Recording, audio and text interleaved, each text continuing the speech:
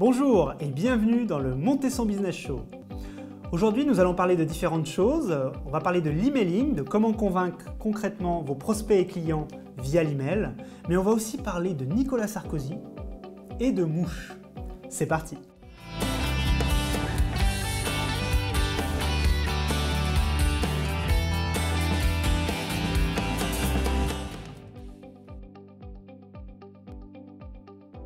Avant de commencer, je voulais vraiment vous remercier car vous êtes de plus en plus nombreux à nous suivre en vidéo et ça fait vraiment chaud au cœur. La semaine dernière, vous vous rappelez peut-être que vous ne l'avez pas vu, nous avons parlé d'emailing. D'ailleurs, si vous n'avez pas vu la vidéo, je vous invite à la regarder juste ici. On avait parlé un petit peu de comment créer et développer une base de prospects ou de clients par email. Et cette semaine, on va parler d'un petit peu autre chose, de la suite, maintenant qu'on commence à créer cette base, de comment on va convaincre concrètement nos prospects et clients d'acheter nos produits ou services. Donc on va parler un petit peu des titres, on va parler un petit peu du contenu des emails, bref, je vais essayer de vous apprendre à rédiger un email qui fait mouche finalement. Alors, quelles sont les choses à ne surtout pas faire? Le premier point, c'est d'essayer de dire toujours acheter, acheter, acheter. Ça vous est probablement déjà arrivé de vous inscrire sur une newsletter ou sur une base mail quelconque et de recevoir des emails de promotion en permanence. Voici notre nouveau produit, il est super, moins 20%.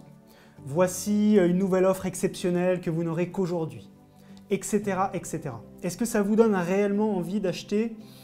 Sauf si vous êtes vraiment un fan absolu de la marque en question, j'en doute fortement. Bref, ne faites pas aux autres ce que vous n'aimeriez pas que l'on vous fasse.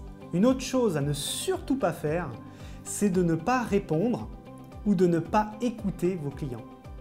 Ça peut paraître incroyable, mais il y a encore énormément d'entreprises qui envoient des emails et qui ne se soucient absolument pas des potentielles réponses de leurs prospects ou clients. Ça arrive régulièrement, ça m'est encore arrivé récemment.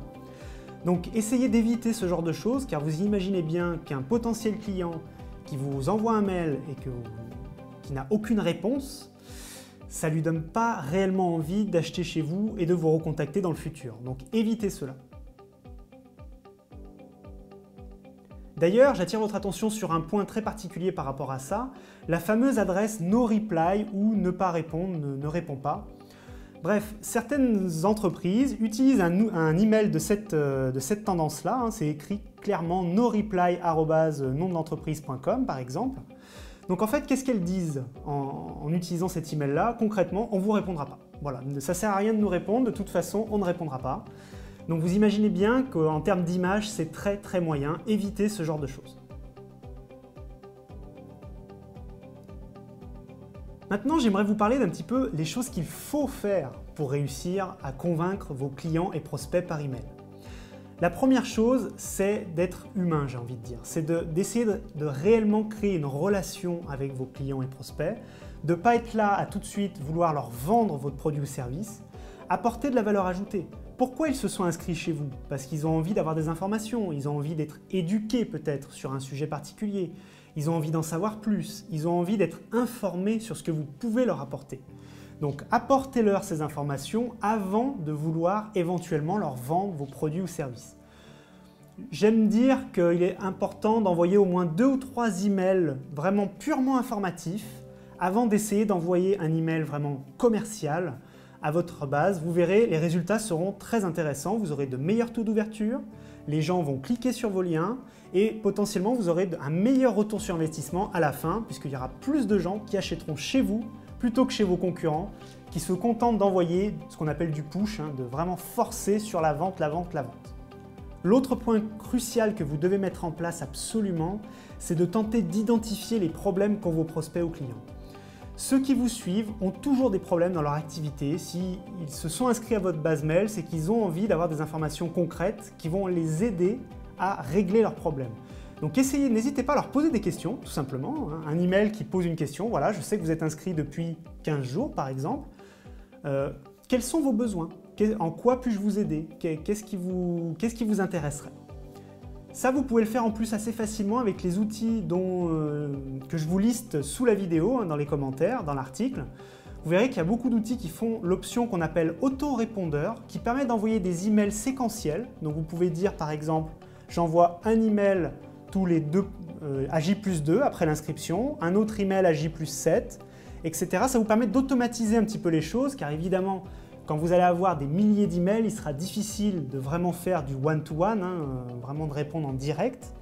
Donc au moins avoir un système d'email automatique. Par contre, ça ne vous empêche pas, bien entendu, de répondre personnellement si quelqu'un vous pose une question. Attention.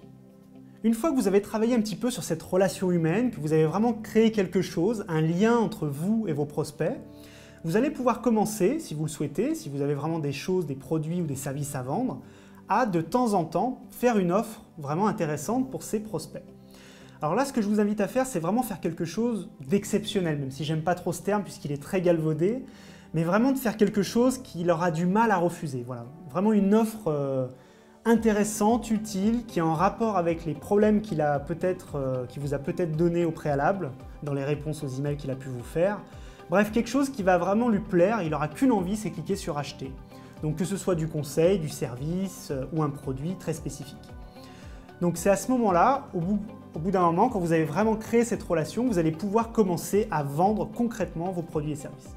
Et maintenant, c'est l'heure du moment que vous attendez tous, le fameux deal du Monter son Business Show. Alors aujourd'hui, je vais vous aider sur quelque chose de très simple, qui est bien sûr en rapport avec l'émission d'aujourd'hui.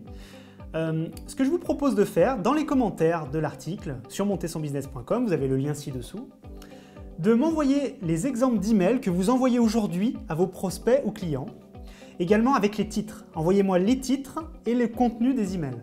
Comme ça, moi, je pourrais vous répondre directement à chacun d'entre vous. Je pourrais vous dire ce que vous faites bien, ce que vous faites moins bien, et je pourrais essayer de vous aider à améliorer ça. Allez, c'est parti! Alors, bien entendu, je n'ai pas pu tout vous dire dans cette vidéo, qui finalement était assez courte. J'espère qu'elle vous aura plu en tout cas. Je voulais encore une fois vous remercier d'être toujours plus nombreux à nous suivre en vidéo. N'hésitez pas à me poser toutes vos questions sous la vidéo. Vous avez un lien qui renvoie vers mon site avec une section commentaires. J'y répondrai personnellement, je répondrai personnellement à chacun d'entre vous, comme Monsieur Sarkozy.